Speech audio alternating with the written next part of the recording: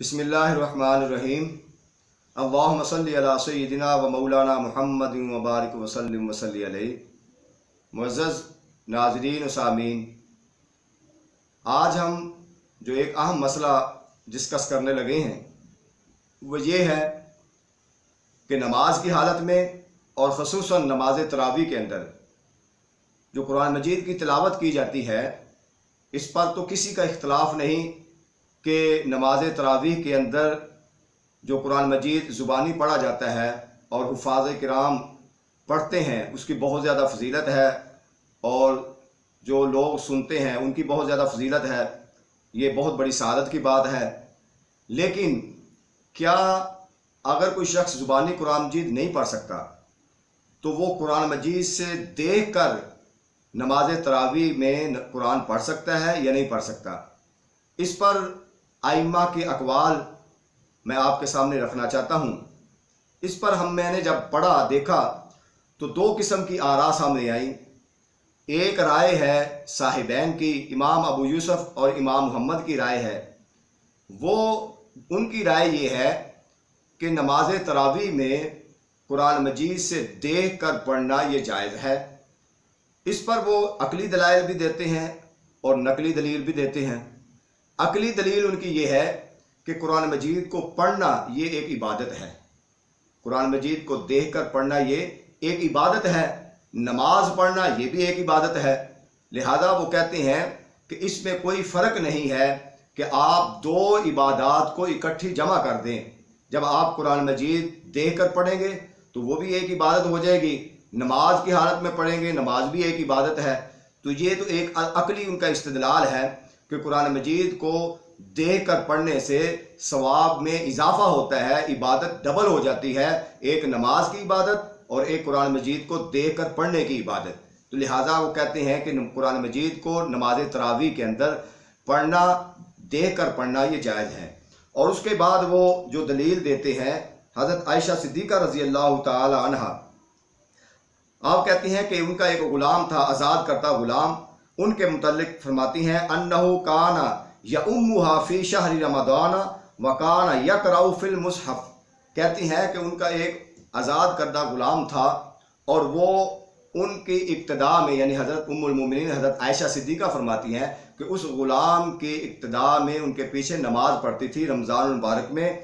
तो वो कहती हैं वकाना यक़रअउ फ़िल मुसहफ़ी, और वो मुसहफ़ से यानी कुरान से नुस्खे से देख कर तिलावत किया करता। तो इसका इससे भी आइम्मा जो है इमाम अबू यूसुफ और इमाम मोहम्मद जो हैं वो इससे इस्तेदलाल करते हैं कि हज़रत आयशा सिद्दीक़ा रज़ी अल्लाह ताला अन्हा जब एक आज़ाद करदा ग़ुलाम के पीछे नमाज पढ़ती हैं और वो ऊपर से देख कर यानी कुरान मजीद से देख कर तिलावत करता है, तो इसका मतलब ये हुआ कि नमाज तरावी के अंदर कुरान मजीद से देख कर तिलावत करना जायज़ है। और ना सिर्फ जायज़ है, वो कहते हैं कि इससे डबल सवाब मिलेगा, कुरान मजीद पढ़ने का अलग सवाब मिलेगा और नमाज पढ़ने का अलग सवाब मिलेगा। इसी मसला के मुतल्लिक़ इमाम अबू हनीफ़ा जो है वो कहते हैं कि कुरान मजीद से देख कर पढ़ना नमाज की हालत में ये जायज़ नहीं है। ये अपनी राय का इजहार करते हुए कहते हैं व तक़लीबुल औराक़ी अमलुन कसीर। कहते हैं कि जब आप कुरान मजीद पढ़ेंगे, ऊपर से देख कर पढ़ेंगे तो लाजमी बात है उसके औराक़ को पलटेंगे, आगे लाएंगे, सुपारा इधर उधर देखेंगे, तो इसको अमले कसीर कहते हैं कि ये अमले कसीर हो जाएगा और नमाज के अंदर अमले कसीर से नमाज टूट जाती है।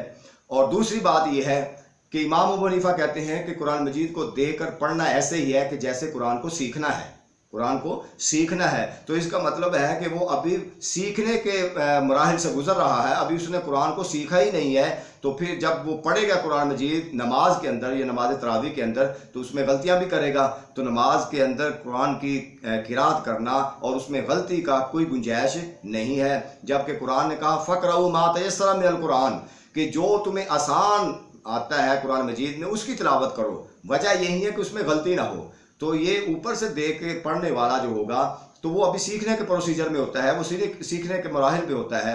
तो फिर वो कैसे कुरान मजीद से देखकर तिलावत करेगा तो सही कर सकेगा। तो इसलिए इमाम अबू हनीफा का मौक़िफ़ ये है कि इससे एक तो अमल कसीर होगा, जो उसके औराक पलटेगा, उसको बार बार इधर उधर करेगा तो उससे नमाज भी टूट जाती है। और दूसरा ये है कि जब वो सीख रहा है तो मालूम नहीं वो कुरान मजीद सही पढ़ेगा या गलत पढ़ेगा, तो ये भी इस बात की तरफ जाता है कि कुरान मजीद को देख कर पढ़ना जायज़ नहीं है। और अगर हम इसको अमूमी तौर पर लेते हैं और इसको अकल के पैमाने पर भी परखते हैं तो फिर भी इमाम अबू हनीफा का मौक़िफ़ ज़्यादा मजबूत नज़र आता है कि अगर किसी शख्स ने कुरान मजीद हाथ में पकड़ा है और वो देख कर किरात करता है तो फिर वो जब रुकू करेगा तो फिर कैसे कुरान मजीद को कहाँ रखेगा और हाथ कहाँ रखेगा। जब वो सजदे में जाएगा तो सजदे में दोनों हाथ का ज़मीन पर होना और किबला की तरफ उंगलियों का होना ये ज़रूरी है। तो फिर कुरान मजीद को कहाँ पे रखेगा, तो अगर वो ज़मीन पर रखता है तो ये बेअदबी का भी अंसर पाया जाता है। लिहाजा बेहतर ये है, बल्कि मजबूत और